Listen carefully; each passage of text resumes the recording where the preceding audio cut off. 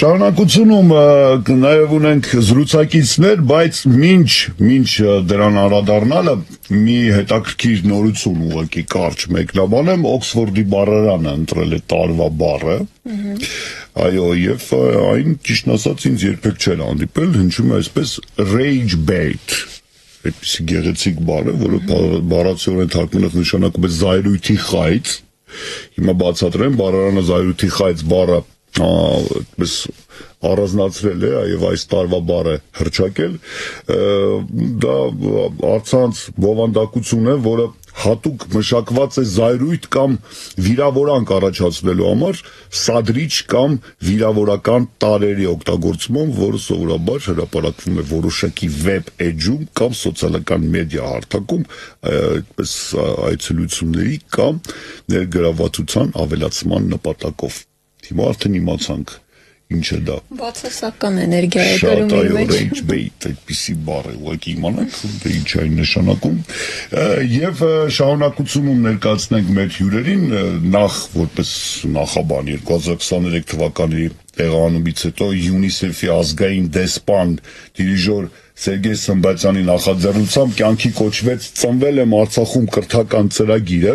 եւ այսօր մեզ մոտ ստուդիայում հյուրընկալվում են «Ծնվել եմ Արցախում» ծրագրի համակարգող Նորա Հայրումյանը եւ նույն ծրագրի շահառու Սյուզաննա Ղուլյանը։ Բարև ձեզ։ Շատ հաճելի որ այստեղ եք։ Նմանապես, շնորհակալ ենք հրավերի համար։ Այո, ձեզ հետ միասին կպարզենք որոշ մանրամասներ կապված ծրագրի ընթացքի հետ, դրա նպատակների եւ առասարակ ինչ ծրագիր է իրենից ներկայացնում։ Առաջին տրամաբանական հարցը ինչ փուլում է հիմա գտնվում ծրագրի իրականացումը, որովհետև ինչպես հասկանում արդեն փաստորեն 2 տարի է ինչ ծրագիրը 2 տարի չէ, 1 տարի է որ գործում է, 2024 թվականից է մեկնարկել եւ այս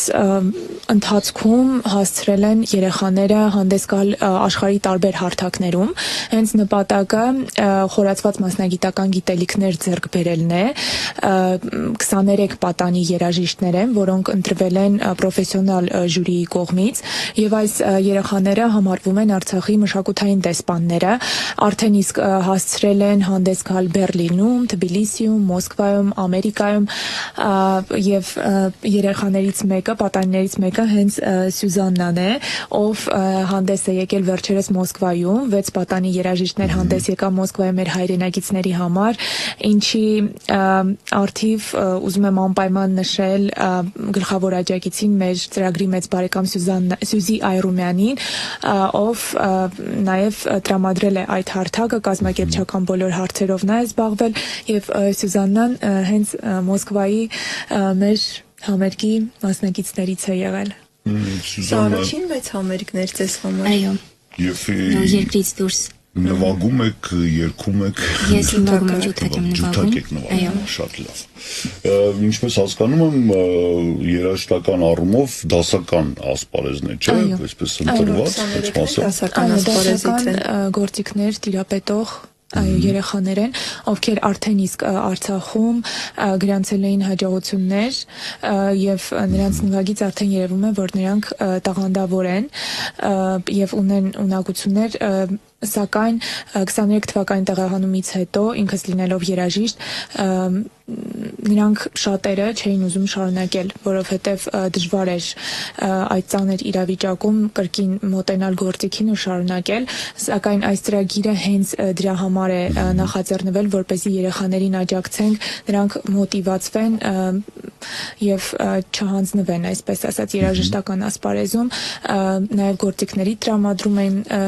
իրականացրել արդեն այս ծրագրի շրջանակներում 6 երեխա ունեցավ իր սեփական գործիքը, շատերը չունեն գործիք, որովհետև տեղափոխվելուց օրինակ դաշնակահարները չէին կարող վերցնել իրենց գործիքը, այո, եւ ունենք երեխաներ, որոնք որ առ այսօր դասարաններում են պարապում երաժշտական դպրոցի կամ կոնսերվատորիայի դասալսարաններում են պարապում,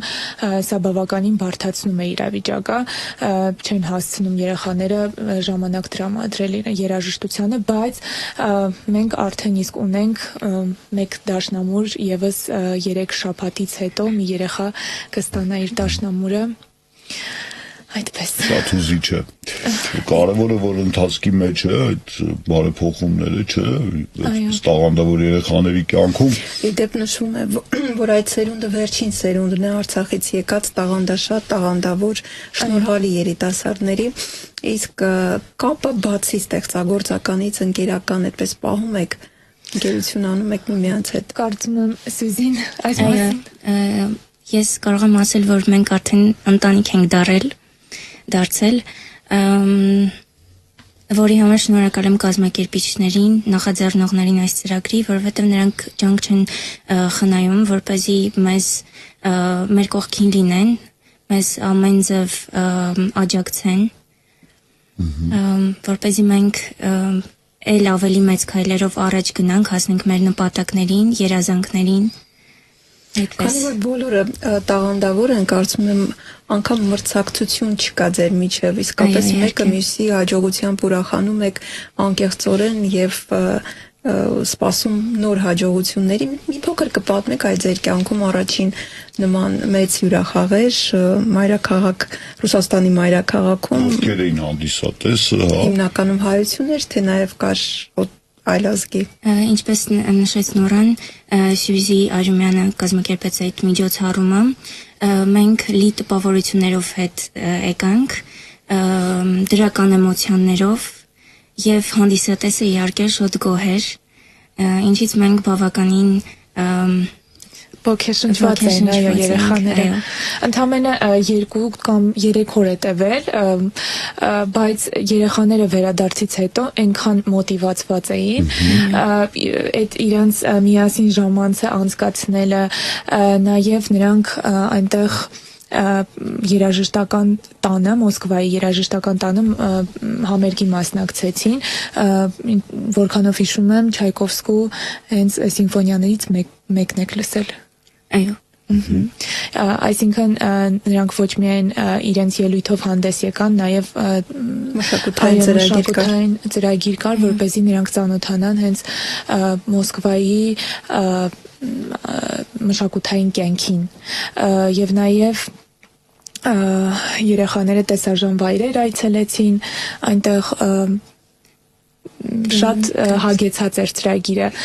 Գիտեք, ձեր մամուլ հաղորդակցության մեջ նշված էր, որ հանդիպումներ եք ունեցել ոչ միայն այդպես անվանի երաժիշտներ հետ, նաև վարպետաց դասեր եք անցկացրել, որում նաև ելույթ եք ունեցել անվանի երաժիշտների հետ, կմանրամասնեք ինչի մասին։ Այո, իհարկե։ Այս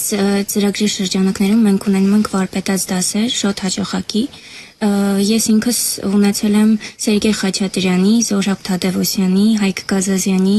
Նինֆենի, Դայրոս Պրոյսի հետ։ Շատ հաճելի է իհարկե նրանց արչև այդ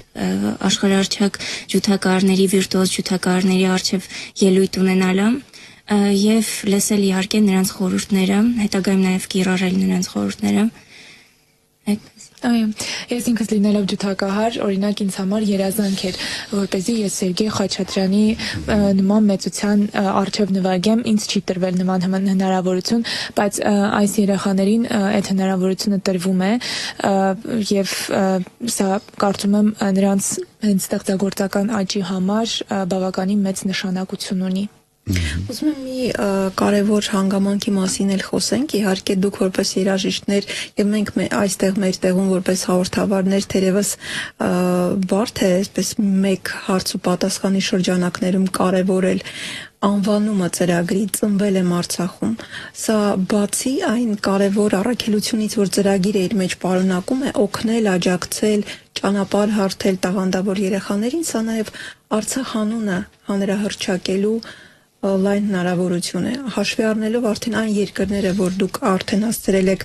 այցելել, այդտեղ հնչել է Արցախ անունը, իսկ եղել են, որ մարդիկ մոտենան, պատմությունը հարցնեն,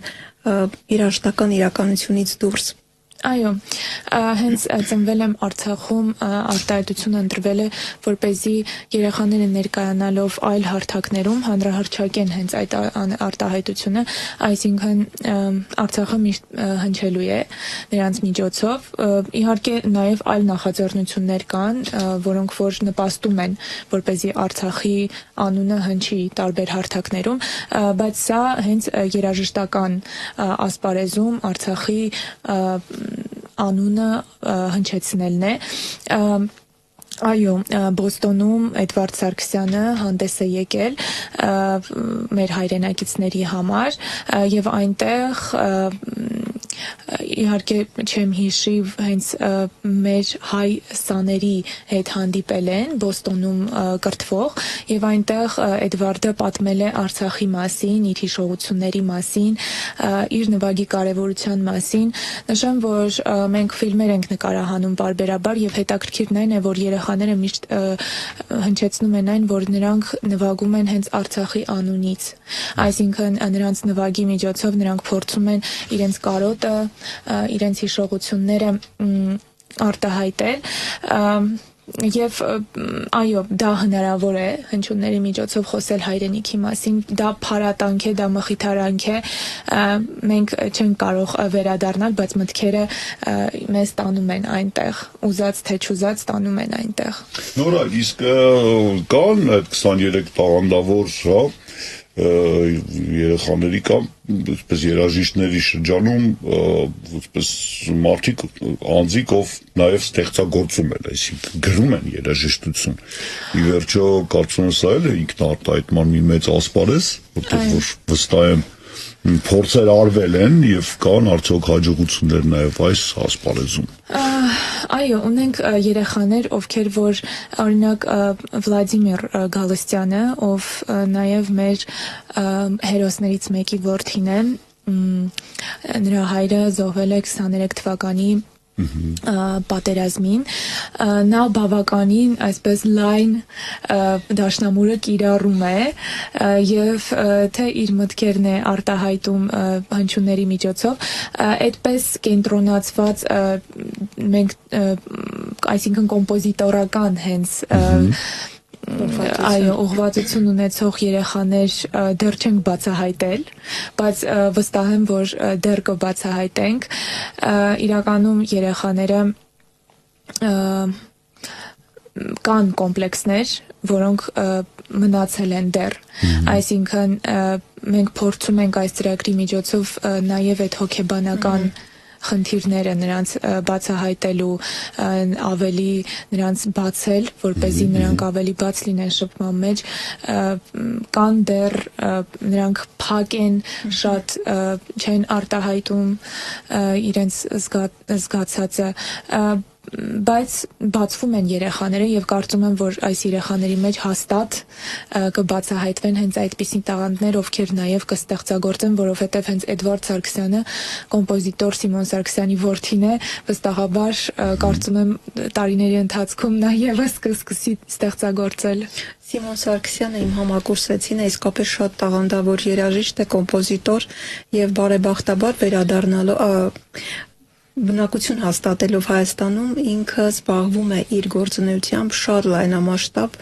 այնպես որ կարծում եմ իր զավակը կշարունակի հայրիկի գործը եւ գործնականում Իսկ գործնականում առաջարկներ ստացել եք ելույթներից հետո, օրինակ Բերլինում, Ամերիկա Միացյալ Նահանգներում, որտեղ որ ելույթ եք ունեցել, միգուցե մնալ, այնտեղ ելույթ ունենալ, բնակությունը, վայրը փոխեք, տեղափոխվեք օրինակ այս երեխաներից արդեն երիտասարդներ ունենք, որ պատանիներ չեն արդեն, երիտասարդներ ունենք, ովքեր արդեն իսկ աշխատում են ֆիլհարմոնիկ նվագախմբում, սիմֆոնիկ նվագախմբում, այո, նրանք առաջարկ են ստացել եւ այսօր նրանք սիմֆոնիկ նվագախմբի հետ ճամփորդում են, նաև այլ երկրներում, այսինքն այն օրը շատ հետաքրքիր բան նկատեցի, մեր կլարնետահար Գևորգի հետ էի զրուցում, նա այդպես չի սիրում էկրանների դիմաց խոսել, բայց ես միշտ փորձում եմ երեխաների հետ այդ անմիջական շփման միջոցով հասկանալ նրանց միտումները, հարցրեցի, ասեցի Գևորգ, չես ուզում օրինակ գնաս մի միջազգային օրկեստրում նվագես, նվագախմբում նվագես, աշխատես այնտեղ, ավելի զարգանաս։ Ասում գիտես, Հայաստանը այն արմատն է, որը ինձ կապում է Արցախի հետ։ Այստեղ իմ ընտանիքն է։ Ես արդեն ասում եմ, շնորհակալ եմ այն ամեն ինչ համար, ինչ որ ունեմ։ Ես այսօր ֆիլհարմոնիկ նվագախմբի հետ եմ նվագում, որը արդեն իսկ մեծ հաջողություն է։ Այսինքն, այս երեխաները ամուր կապված են այս հողի հետ, որովհետև սա նրանց կապող օղակն է։ Այն հույսն է, որ մեր մեջ վստահաբար ապրում է։ Իսկ ինչի մասին է երազում Սյուզաննան, հա? Սյուզաննա, որ ինչպես եք տեսնում ձեր ստեղծագործական կարիերայի զարգացումը, ինչը կհամարեք մեծ հաջողություն կյանքում։ Իմ երազանքն է ելույթ ունենալ միջազգային բեմերում եւ իհարկե այնտեղ ներկայացնեմ հայկական երաժշտությունը, հայ կոմպոզիտորների գրած ստեղծագործությունները։ Երևի դեպ բավականին իրատեսական կարծում եմ ուղղակի այսպես շատ մոտ ապագայում իրականացվող բանի մասին եք երազում Սյուզաննայի։ Այո։ Ձեր նվագացանկը հիմա ինչ ստեղծագործություններից է կազմված, ինչ եք ներկայացնում դրսում։ Դրսում ես օրինակ Մոսկվայում ներկայացրել եմ Էդուարդ Բաղդասարյանի նոկտյուրնը։ Բավականին հուզիչ ստեղծագործություն է։ Լավագույն մեր հենց ջութակի համար գրված ստեղծագործություններից է Բաղդասարյանի նոկտյուրնը, ինքս նվագել եմ եւ հիշում եմ, որ այդ էմոցիաները կուլմինացիայի պահին հենց կարծում եմ մեր հայ այդ ոգին լավ ընդգծված է այդ ստեղծագործության մեջ։ Որտեղ են անցնում դասընթացները ձեր, որքան գիտեմ ոչ միայն երաժշտական, նաև այլ բնույթի դասերի եք, չէ՞, մասնակցում։ Պատմեք մի քիչ դրա մասին։ Անցնում ենք նաև օտար լեզուների դասընթացներ, անգլերեն եւ ռուսերեն։ Այո, նաև թանգարաններ են այցելում երեխաները, հնարավորություն ունեն անվճար մասնակցելու Հայաստանի։ Այո, օտար լեզուների դասընթացները անցնում են մեր օֆիսում։ Քանի որ ծրագիրն իրականացվում է Արվեստ 23 հասարակական կազմակերպության կողմից, մենք տեղակայված ենք նրանց օֆիսում եւ իսկ մնացած դասերը մասնագիտական դասերը անցկացվում են եւ օֆիսում եւ կոնսերվատորիայում դասախոսներ ունենք ովքեր որ պրոֆեսորներ են կոնսերվատորիայի առաջատար մասնագետներ են նրանց հետ աշխատում կոնսերվատորիայում կամ երաժշտական դպրոցներում, այսինքն նրանք պայմանավորվածություն են ձեռք բերում իրենց դասախոսի հետ, բարբերաբար հանդիպում են, իսկ վարպետության դասերը արդեն անցկացվում են տարբեր համերգասրահներում, Արամ Խաչատրյանի տուն թանգարանում, Չայկովսկու, այո, դպրոցում։